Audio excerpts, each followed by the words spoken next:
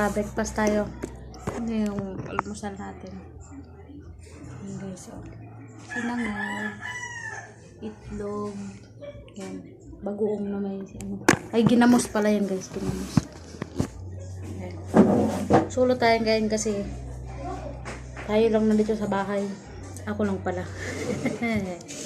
Kain tayo mga utol.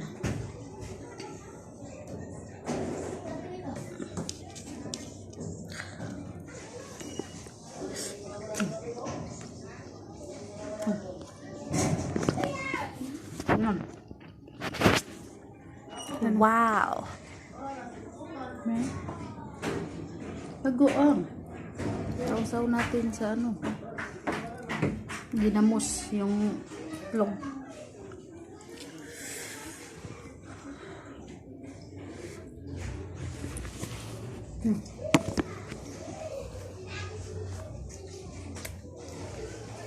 Ngayon guys, ang oras na dito ay ano lang.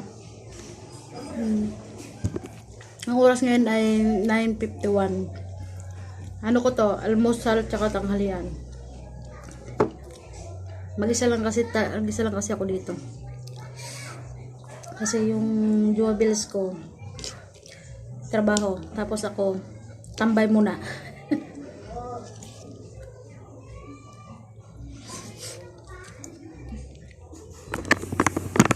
Hindi, ano guys, dati akong security.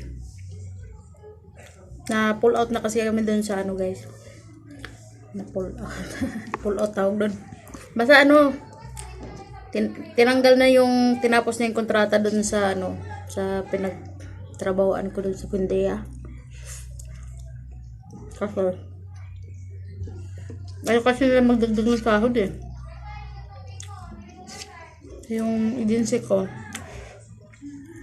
ano, siyempre di sila papayag na wala ding dagdag yung taon lahat. Tsaka, ano na din, kasama na din yun, wala din silang makukuhang ano. Alam nyo na yun. Ang reason kung ano, bakit natambay naman din ako.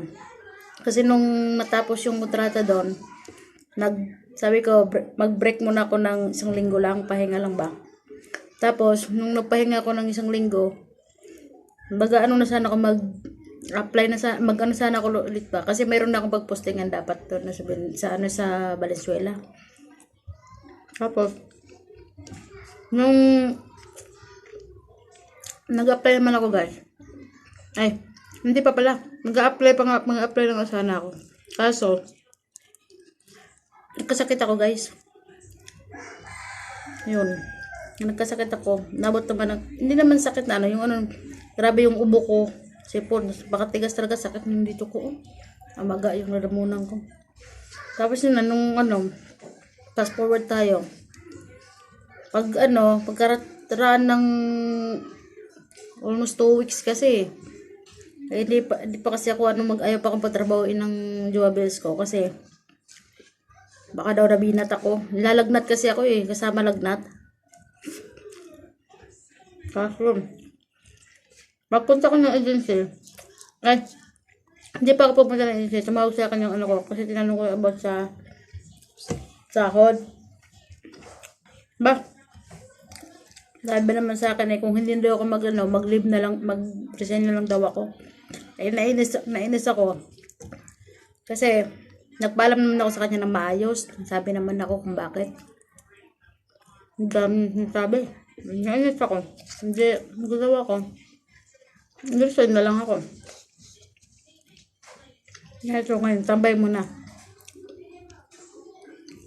Tambay. Hindi man ibig sabihin na kung natambay tayo, wala na tayong balang magtrabaho ulit. Sa trabaho naman, nag-apply ako.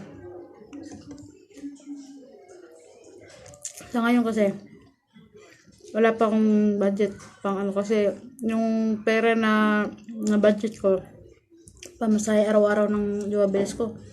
Tapos baon niya pa. Kasi araw-araw ako na yung nagbabudget ng ano niya, pagbaon niya. Ganun muna yung ano namin ngayon. Work namin everyday. Pag uwi niya, may pagkain na. Kasama na yung baon niya. Everyday ako pumunta ng palengke.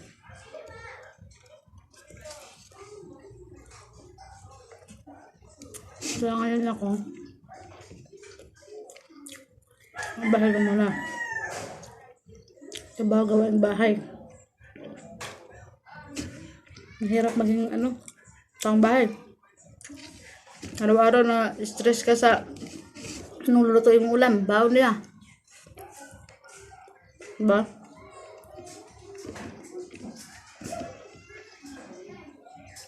Makakabawi din ako pag nakaano na ako ng trabaho. Sa tamang oras yan. Kasi bala ko mag-abroad kasi uli sana. Kaya na kasi akong payagan ng jobels ko. Mag-abroad.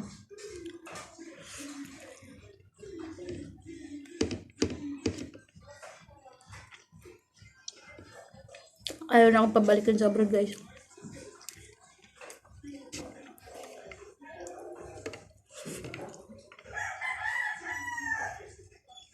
Tamang kain tayo guys, mga guys.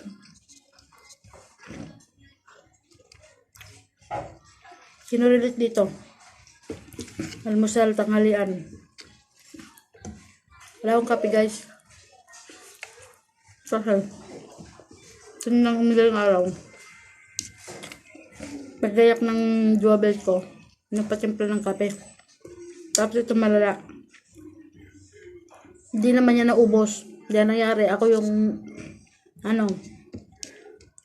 uminom. Ang resulta, ako yung wala na akong tulog ulit. Ito. Gising kami ng 4:30.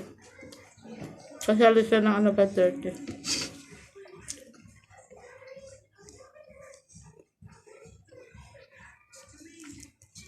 Sarap ng ginamos niya, may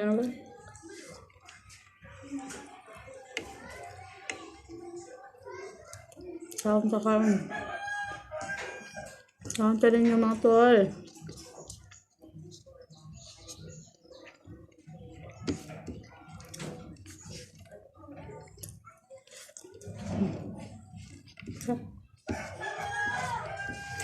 Sarap, diba?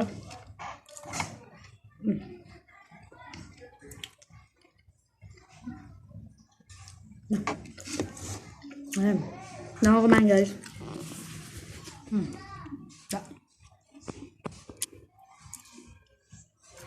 Hindi ko naubos yung itlog. Sana pala isa lang yung luto ko. No?